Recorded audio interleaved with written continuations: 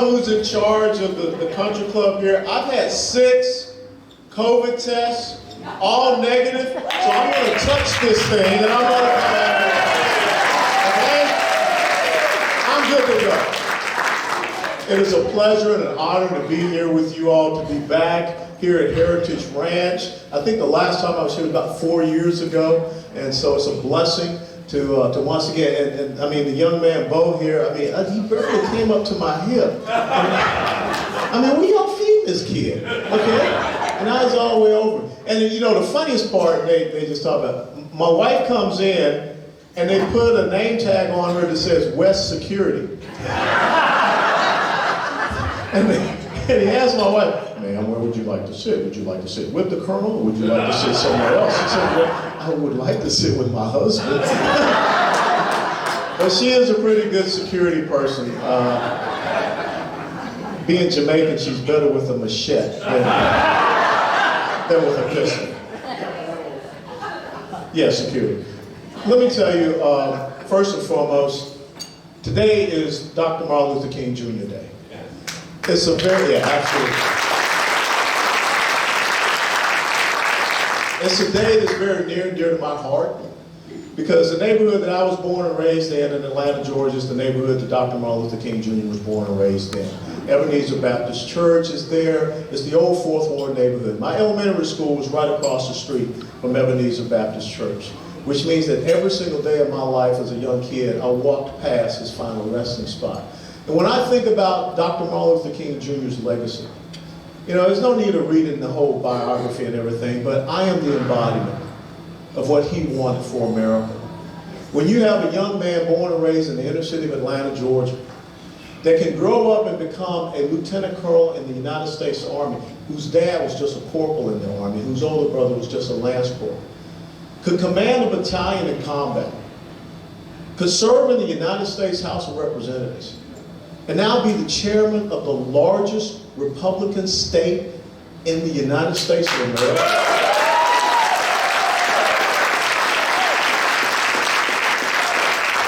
See, that was his dream. Not this dream that we see, which has taken once a very proud community and decimated it. I was fortunate to have 2 great parents, but today only 24% of black kids have mothers and fathers in the home. Since Roe v. Wade, over 20 million black babies have been murdered in the womb. That's not Dr. King's dream. And so I would just challenge you all, not just on this day, but every day, remember his dream, because his dream was about the American dream for all of our children. And right now, when I see people that are trying to separate and divide us based upon the color of our skin, that's not what he wanted. He wanted it to be about our character, our honor, our integrity, our commitment to service to this great nation, to live up to the ideals that Thomas Jefferson wrote in the Declaration of Independence. So please carry on his legacy in your hearts. And I would ask, if you have not ever seen this documentary, it's called Uncle Tom. Uncle Tom is a documentary that was done by a young man that's from right here in Dallas, Texas. It's out on Amazon, I believe right now, so please pull it down. And one day, maybe, hopefully y'all will show it as a club, because it tells the truth about black conservatism and the decimation of the black community because of the policies of the progressive socialist left, which really started because of a man from Texas by the name of Lyndon Baines Johnson. All right, I'm going to take, who wants to be my timekeeper? I'm going to take about 25 minutes. I'm going to condense a lot in 25 minutes, and then we're going to open it up. You got it? You're my timekeeper. We're going to open it up to the floor for questions, and I'm sure there's a lot of things that you have on your mind that you'd like to get out here. But first and foremost, let me tell you, where we are in the United States of America did not happen overnight. Where we are in the United States of America is 60 to 70 years in the making. We talk about the 3 branches of government. The progressive socialist left does not believe in the 3 branches of government. The progressive socialist left believes in the 3 branches of rule. And the 3 branches of rule for them is the media, it's academia, and it's the courts. And that is what has gotten us to this point where we are right now in the United States of America. And I know that some people say, hey, I'm depressed, I'm despondent, I'm down, I'm dejected, I'm sad. Don't be. Because we don't need people that are going to walk around with their head down. We need people that are going to be proud and understand that we're in a fight for the future and the legacy of this great nation, what we pass on to subsequent generations, and you've got to get engaged and you have to be involved. The real story about what happened in 2020, it ain't so much about Dominion voting machines. It's about the fact that the left understood that they could do, as Rahm Emanuel said, never let a good crisis go to waste. In April the 14th of last year, Eric Holder, who was the National Democratic Redistricting Committee chairman, wrote an op-ed piece in Time magazine. That op-ed piece was entitled, How the Coronavirus Should Permanently Change Elections in the United States of America.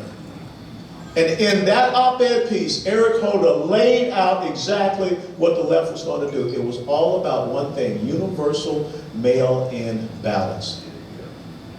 If you recall the very first stimulus package that the Democrats were pushing through, Nancy Pelosi wanted funding in the stimulus package for universal mail-in ballots.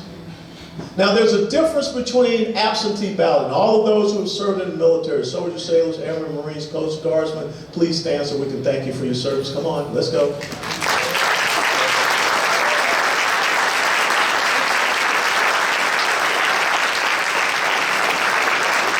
See, every single one of us, if we were deployed away, we had a voting officer in our units, and the voting officer would make sure that you filled out your form and it got mailed back so that you could request an absentee ballot. That absentee ballot was controlled, and then it was mailed back to you.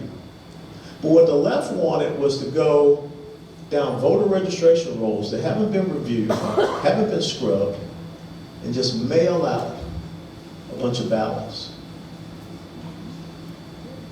And what they actually had were supervisors of elections, secretaries of state, courts, and governors that superseded the enumerated powers of state legislatures, and they changed election law. Now it almost happened here in Texas as well. In Harris County, which Houston and Harris County, third, fourth largest city in the United States of America, largest county in the state of Texas, one of the largest counties in the United States of America. The county clerk down there, Chris Hollins, was about to send out 2.5 to 2.7 million mail-in ballots.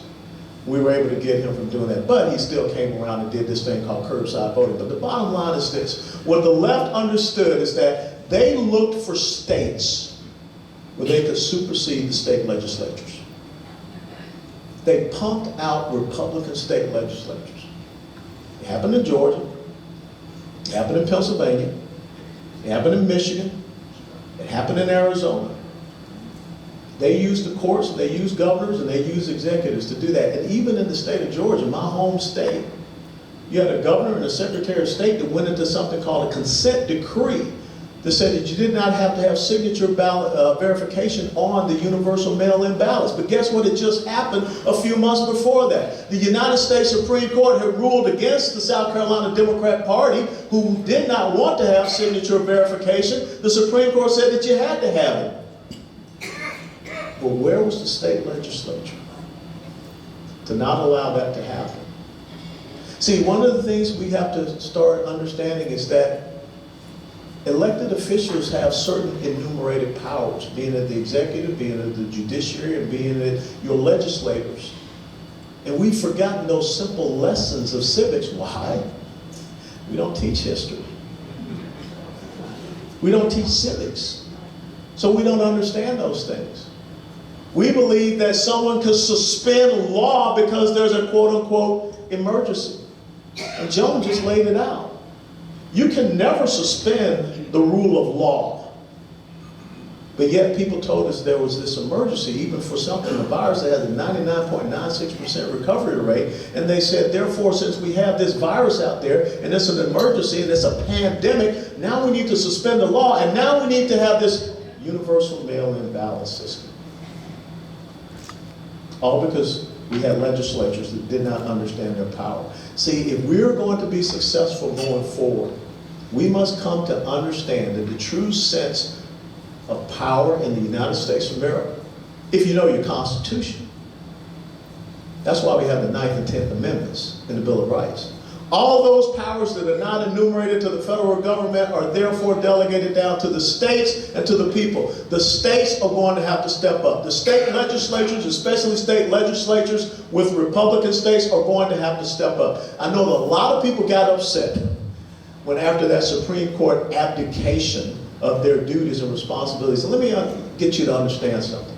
The reason why Texas brought that lawsuit, and it was joined with 17 other states, because there's only one place that a state in the United States of America can go to redress its grievances against another state.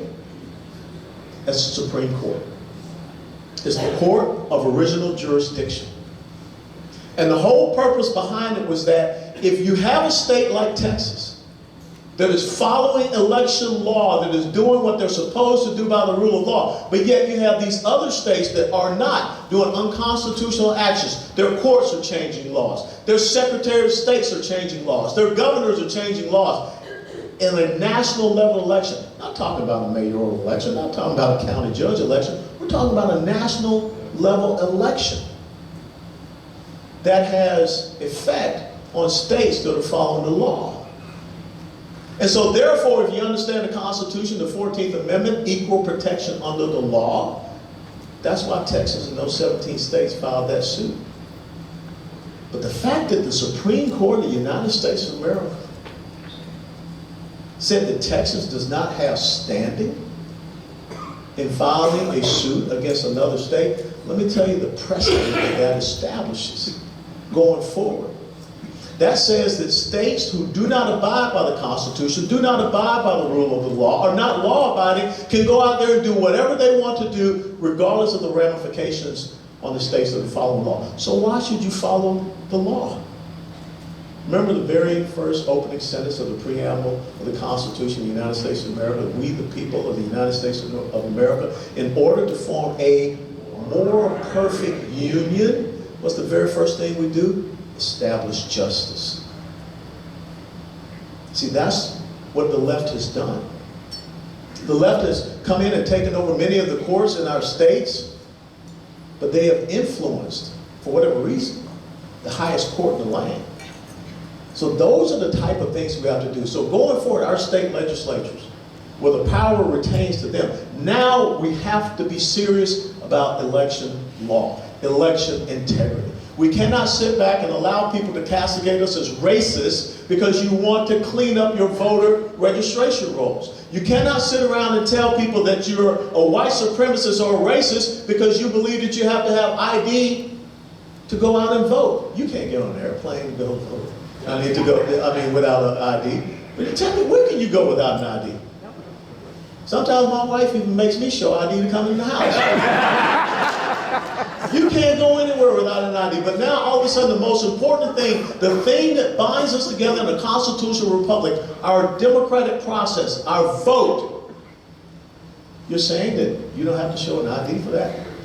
State legislatures have to step up for that. When you think about the machines that are out there being used, the state of Texas in 2019, our Secretary of State did not accept the Dominion voting system. Why? Because it had a back-end security problem. So why is it then that all these other battleground states, 28 other states, accepted the Dominion voting system? One of the things we've got to do is we've got to get on the same sheet of music with these voting systems that we have. If there was one thing that could happen in the federal government, they need to say that these are the systems that you're allowed to select from. But down in the states, we've got to start making sure that we're protecting our electoral system with these voting machines, and we need to have a backup system as well. We need to have a paper backup, but we need to make sure that we have voting machines that cannot be manipulated.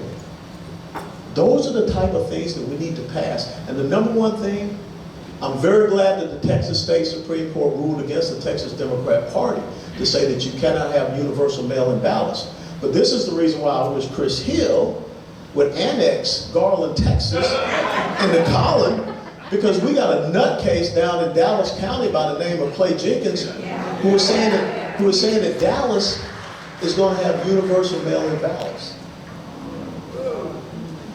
See why it's so important for state legislatures to be strong?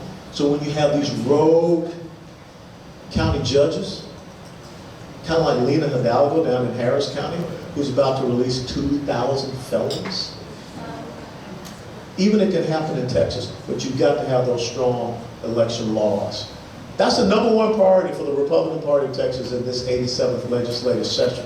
Because if we don't at the state level have strong election laws that we are going to enforce, and if you break those laws, it's a penalty, it's a federal crime, it's a felony crime, and you're going to suffer the consequences, you're going to continue to get exactly what you got. In 2012, in my congressional re-election race, and Angela will tell you, we're sitting there, clock's ticking toward midnight. I'm up by 2,000 votes. Most of the papers down in South Florida called it. A couple minutes after midnight, 4,000 votes shift. Bam. That no one was able to explain. But it just happened. That's how good these people are. And if you don't stop them in 2012 in a congressional election, then they get emboldened. And then they execute it and do it in a race for the highest office in the land. In Pennsylvania, they mailed out 1.8 million ballots and got close to 2.5 million back. Now maybe that's Common Core math, and I ain't good at it, but that's what happened. And so anybody that wants to talk about there was no funny business that went on, you're not being truthful with yourself and with the American people. But it came down to them understanding, how do you take something like COVID-19 and how do you select state legislatures and how do you use courts, governors, and secretaries of state against state legislatures. Many of these state legislatures have written in law that they cannot be called back into session during an emergency unless the governor does it. That's got to change. We have to redefine what an emergency is. You cannot have these long-going powers. Executive orders are not meant to be the means by which we are governed. We are supposed to be governed by the rule of law. Orders, mandates, edicts, and decrees are the things of a monarch or a tyrant. And that's what we have to come to understand. And so after this whole thing with election laws and our state legislatures being strong, a very important thing is coming up in May. Those are municipal level elections. And the key thing that we have to start understanding, we got to play better in city and council level elections. City council, school board. The election that's most important in the United States of America is school board. The election that has the least amount of voter participation in the United States of America is school board. And then you ask yourself what's going on. Grapevine, Texas, Grapevine High School has a Marxist club. How does that happen? Carroll Independent School District, the Cultural Competency Action Plan, where they're teaching values to kids, and if you don't accept those values, or if you are not very accommodating of those values, then the student is punished for it. 3rd through 8th graders in the state of Texas. I don't know if y'all saw this sex education curriculum that passed 9-0 in the Austin Independent School District. It almost passed 9-6 in the Texas State Board of Education. 3rd through 8th graders being taught pornography. You don't believe me? Look at the curriculum. Look at the books, the pictures, and what it describes. It's insane. Because we are not paying attention to those school board and those Board of Education races. You all are seeing what's happening in Collin County with all of these big major corporations that are moving in here and bringing all of their employees from California, Illinois, New York, New Jersey. And when they come into the areas, guess what they start to look to do? They start to look for run for city council and school board. And then the next thing you know, they're running for county commission and county clerk. And who are the people that are responsible for elections? Counties. Where do you see the largest counties in the state of Texas? Who was controlling those counties? Dallas, Harris, Bexar, Travis, El Paso. And now they got the sights on Collin. So these municipal elections coming up are so very important. You got to get engaged, you got to pay attention to them. You got to look all across Collin County and these local municipalities, because I'm telling you, I look at the trends. I look at where these major businesses move in and where the employees tend to come and settle down in these areas, and you can see it. You can see down to the precinct level. How many precinct chairs we got out here? Okay, you can look down to the precinct level and you can see a trend over the last 2 to 3 election cycles where it was strong red, purple, blue. That's what we have to start doing. This is called battlefield type of calculus. Now, the last thing, how much time I got? Getting close? 8 minutes. Last thing I want to talk to you about, really, is this whole thing about big tech. I would have never thought that in the United States of America I would hear the word censorship. And censorship is really just a fancy way of saying fascism. Because what is happening in the United States of America is that people are censoring certain speech, political speech. There are people that don't believe you have the freedom of speech. They believe that you have a freedom to have acceptable speech, and that they're going to be the ones that define what is acceptable speech. You cannot have that happen in the United States of America. But then again, look at some of these state legislatures that are out there taking action right now. In Florida, they're looking at how they can divest their state investment portfolios of some of these big tech stocks. And let me tell you, when you start to hit the shareholders in the pocket, like they're recently seeing with Twitter, I think to the tune of about $55 billion, they're going to change their tune. In North Dakota, they're going to pass a law in the state legislature in North Dakota that will allow the citizens to come together and file class action lawsuits against Facebook and Twitter.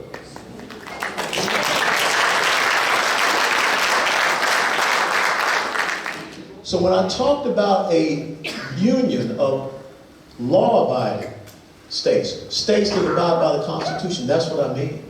Start going around and looking at these good ideas and things. Start looking at someone like Chris Hill in Collin County and some of the things that he did that really peeled the onion back on the failures of the statistics that they were using to calculate all of these impositions and you know, undermining of your freedoms and liberties. It just didn't make sense. The numbers didn't. And so that's what we have to do. We have to start coming together, all of these different state legislatures. We have to come together in Texas, all of these different counties. Richardson is a big tech hub. Austin is a big tech hub. And we need to start looking here in Texas and saying, are there big tech companies that are coming in here? They believe in censorship. They believe in fascism. We should say no. If you got some type of tax abatement, some type of tax break, some type of tax subsidy, then you don't get it. That's the message that we have to send. Which is why I want to talk to you about the most important thing.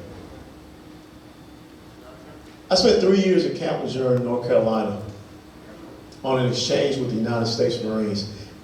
It ain't fun being the only soldier on the Army base, okay? Just let me tell you that. But I learned a lesson from a Marine First Sergeant by the name of Jim Reiflinger. He said, if you ever find yourself in a fair fight, it's all because your tactics suck. For too long, Republicans have thought, if we just compromise a little bit, if we just acquiesce a little bit, if we just appease a little bit, if we just give a little bit, maybe they'll say nice things about us in the Washington Post, the New York Times. Maybe, you know, they'll end up liking us. If there's one thing that you saw in this second impeachment hearing, you're dealing with the devil. This is pure evil, and this is good versus evil. And Republicans have to understand that if they're not willing to stand up and fight, we will lose. We are going to fight here in Texas. Because the left understands one thing. They will never, ever be able to control the United States of America unless they get Texas.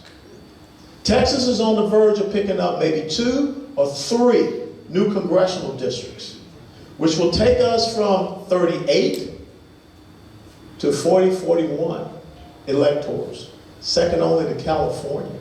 California is losing a congressional district because of the, well, I'm saying yeah, because they're coming here. But they're losing. And so the thing is that we have to understand, look at what they're doing. They're trying to disbar Ted Cruz in the state of Texas because he did something that the Constitution says you can perfectly well do. Something that Maxine Waters did 4 years ago. Something that they did for the Bush versus Gore. And we sit around and we allow this to happen.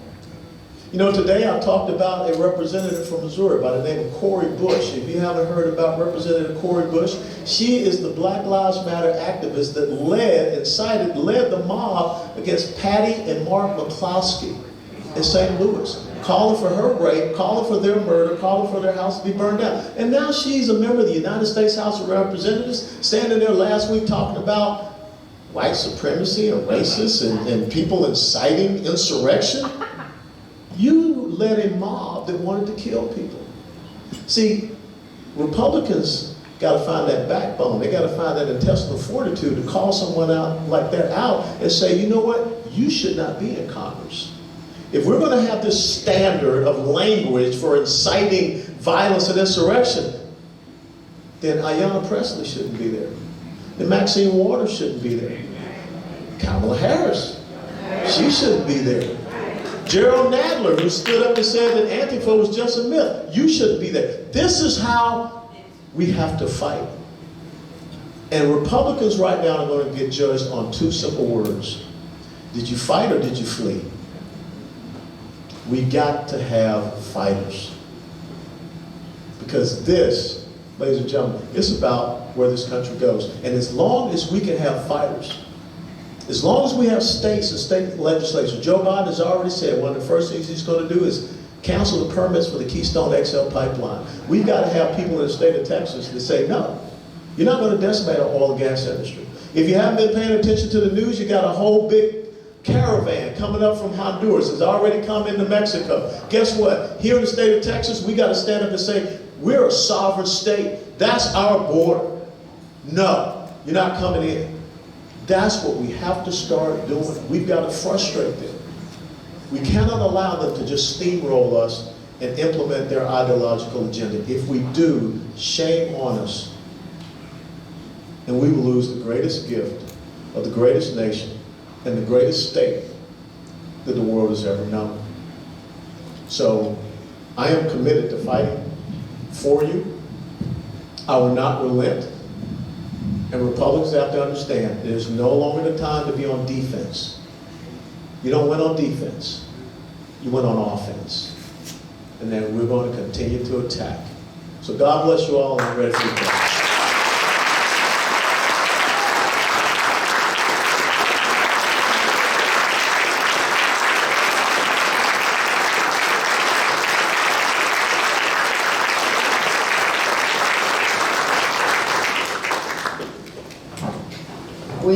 Okay. We have some questions that you all submitted. Different people submitted.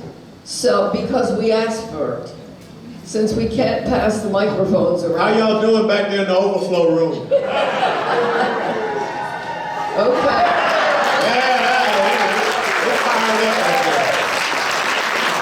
This question is coming from Jack. Who is the brain behind the Democratic plan? Is this concerning the election? Yeah. The question, who's the brain behind the Democrat plan? I will tell you that without a doubt, Eric Holder had a lot to do with it, with that Democratic redistricting committee, but they wanted to win a whole bunch of state legislatures. Why? Because redistricting is coming up, and they wanted to control redistricting. Guess what? And this is why it doesn't make sense about President Biden. You cannot lose all of those state legislatures. You cannot lose all of those congressional seats and then tell me that this guy at the top of the ticket won. I mean, give me a break. I mean, I don't know. So, but you got to ask yourself, why is it that former President Barack Obama is the first president that never left Washington, D.C.? And when you think about the appointments that Joe Biden is making into the cabinet, It's part due of the Obama administration. Be careful, be very wary of Susan Rice, Samantha Powers, same people coming right back into this administration. So I will tell you without a doubt that brain trust is somewhere in Barack Obama's basement or whatever.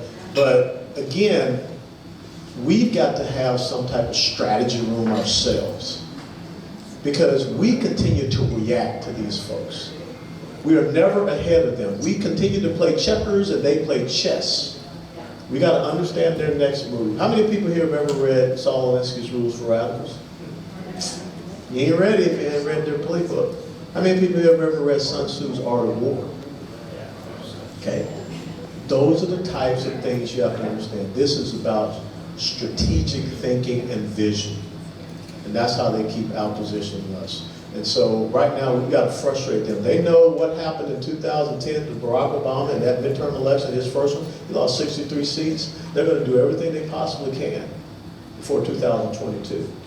Because they know that they're going to piss off a lot of people in the United States of America.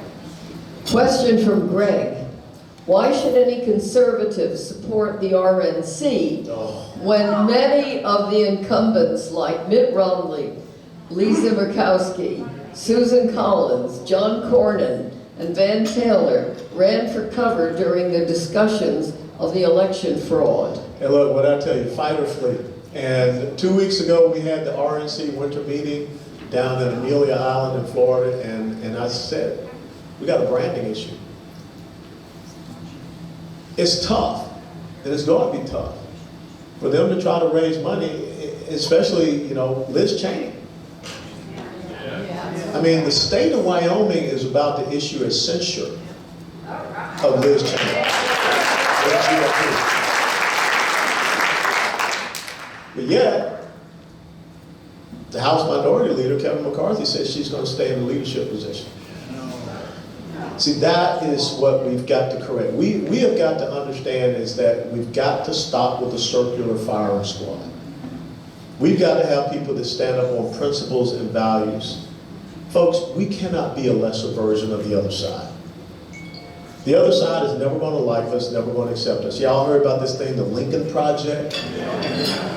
I mean, how can you call yourself, quote unquote, a Republican, and you're going out to campaign and undermine a Republican president? And forget about the tweets, forget about the personality. I'm not in the 5th grade, I don't want to talk about that. I'm talking about the policies. So how are you going to stand up and say that you're against these policies? And you're going to allow this to happen? Shame on you. So yes, there's some real soul searching that has to happen in big GOP, RNC. But I will tell you here in Texas, and there are some people that don't like old Colonel Allen West, because I got to call the ball and strike a strike. Do what's right and we'll be fine. But I am not really pleased that so many people worked hard for us to have a Texas State House majority of 83 to 67. But yet they voted last week that Democrats should have committee chair positions. Do you think in the state of California, y'all know where I'm going, that in the House Assembly, State Assembly there in California, they would allow a Republican to have a committee chair position? See, this is what I'm saying. We just think if we could just give them, if they just understand, they'll like us. But what we're doing is we're putting in danger the legislative priorities of the Republican Party of Texas, because that's exactly what happened in the last legislative session, where Democrat chairman destroyed legislative priorities. So your voices need to be heard. Your voices have to be the ones to say, hey, look, guys, pony up, cowboy up, do what's right. The mother's milk of politics, and Chris knows this very well, is money. And if you continue to reward bad behavior, I think it was Pavlov's experiment, you're going to get more bad behavior. And I'm telling you, this is a different time, because people see the abject evil that we're up against, and they don't want collusion with evil. That was one of the questions I have here.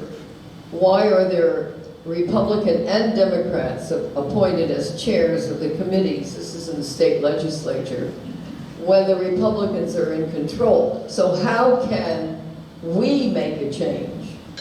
Well, there are two things you can do. In the immediate term, you've got to call your state house representative, find out where they voted last week, and tell them that we don't want to see any Democrats in a committee chair position. You know, the reasoning that they give is, first and foremost, they say, hey, you don't understand. I hate it when politicians say you don't understand. That's kind of condescending. But they say that they don't want to be like Washington, D.C. Well, when we came into the majority in 2010, why would we sit around and say, okay, let's allow some Democrats to be the chairman of what? The Budget Committee? The Armed Services Committee? I mean, why? Why? If you have people that have worked so hard, and you know how hot it gets in Texas, and you're out there door knocking, and you're out there making phone calls, you know what you do here at Heritage Ranch. You know, two cycles ago, one cycle ago, Republicans lost 12 state house seats in Texas. 2 state Senate seats, 2 U.S. congressional seats, 56 judicial positions. That's why they thought they could take Texas. And then we come back around in this election cycle, and we send them home with their tail tucked. Democrats spent upwards of $100 million from outside the state to flip the Texas State House and take some of these key congressional races. Didn't get one single thing. We flipped the Rio Grande Valley. That's one of the biggest stories in the nation, is how Republicans got counties that had not been red for 100 years to be red.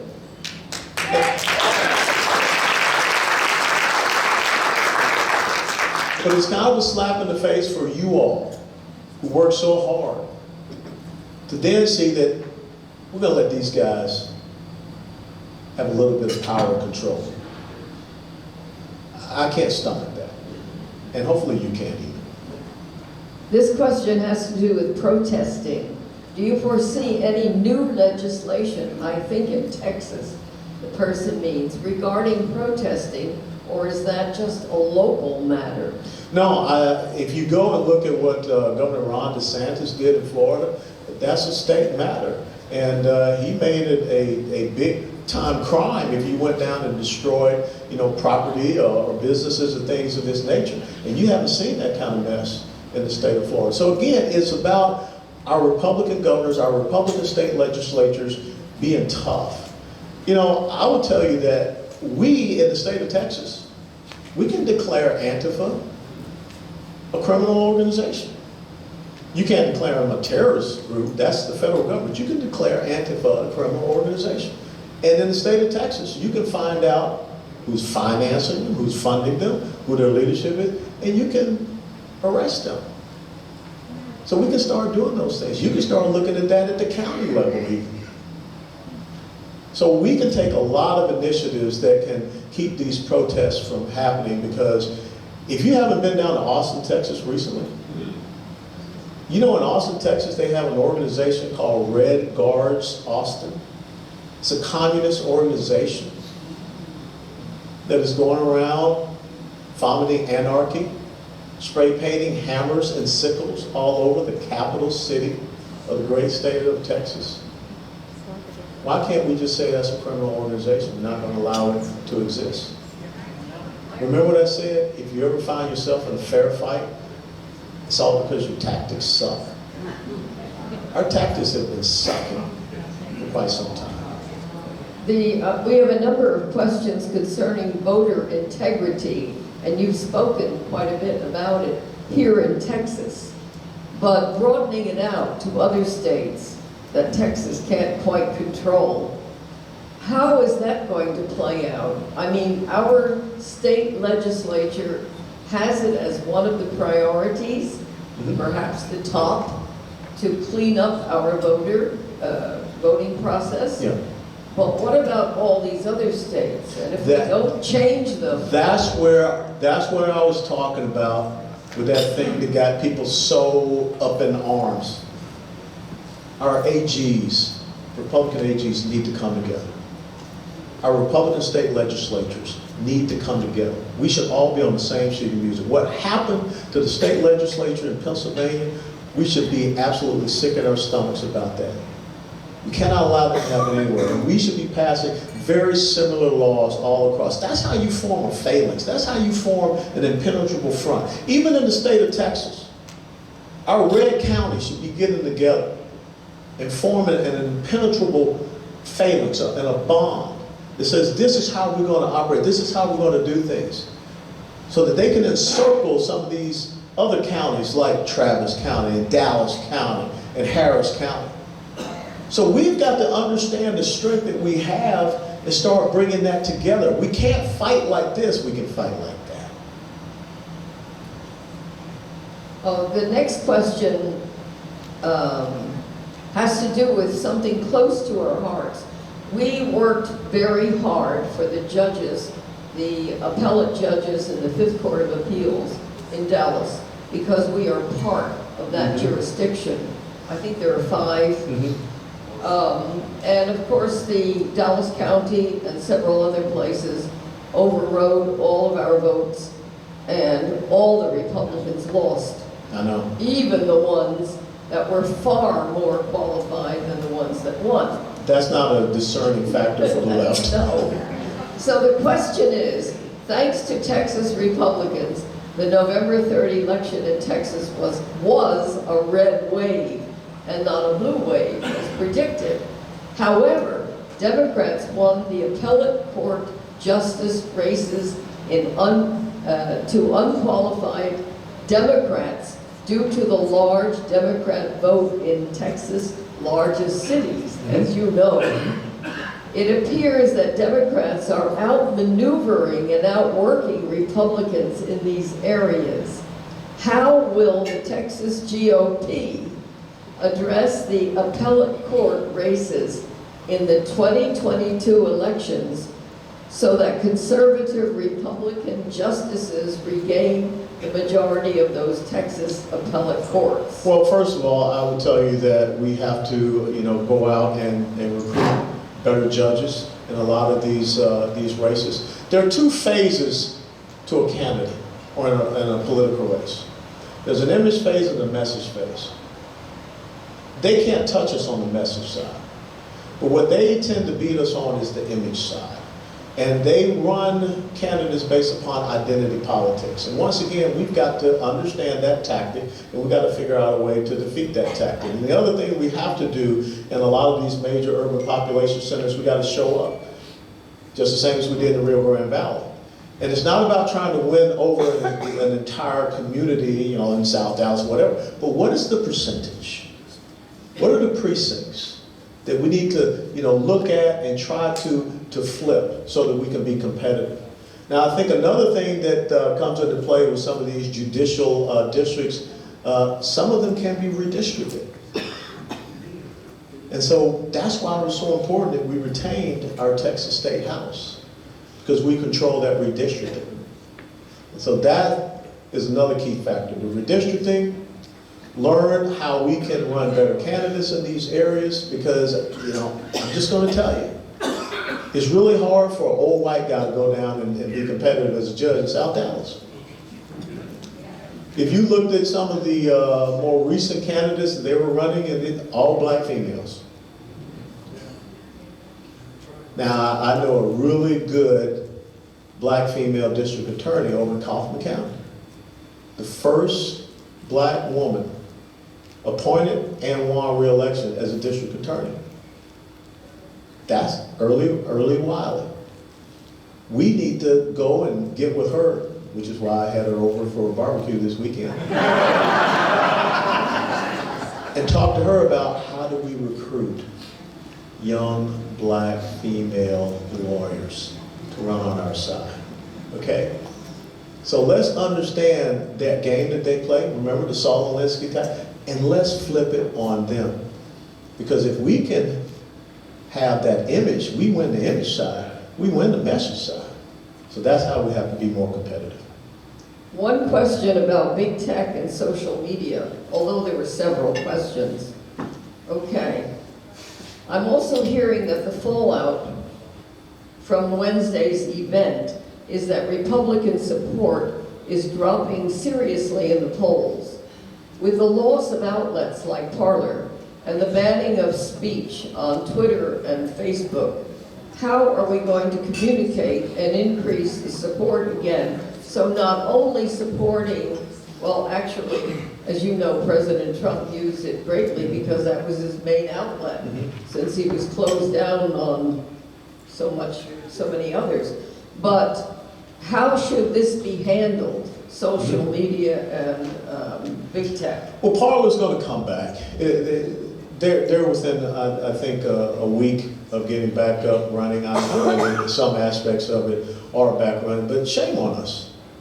Shame on us for allowing ourselves to be in a position where the left owned the means by which we could communicate. I mean, we have some big-time philanthropists on our conservative side. What newspaper do we own? What television stations do we own? I mean, Newsmax has come around, One American News Network has come around, but thanks to the Murdoch boys, I mean, Fox News is not the same Fox News that I remember it to be. So why do we ever allow ourselves to get in this position? Now, there is MeWe, let's see, there's Rumble, Gap, Gap's coming on board. That's the free market.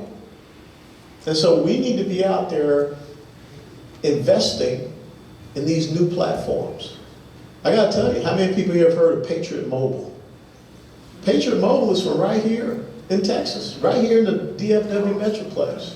And so you don't have to be on T-Mobile or Verizon or AT&T. Go look up Patriot Mobile. Because we gotta start voting with our wallets.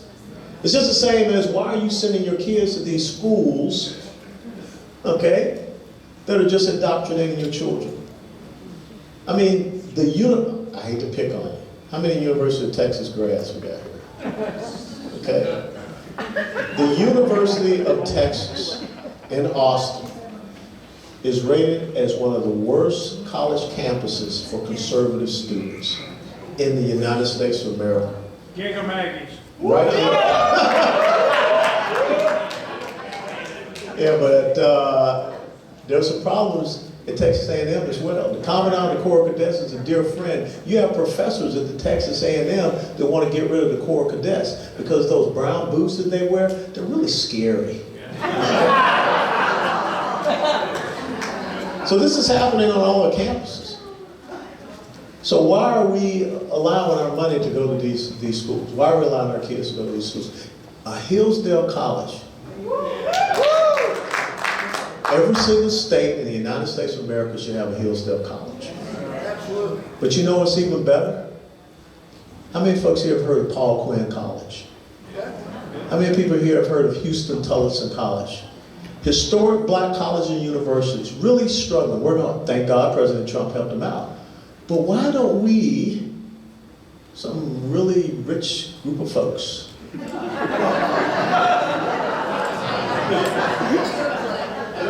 I got a wedding to pay for this year.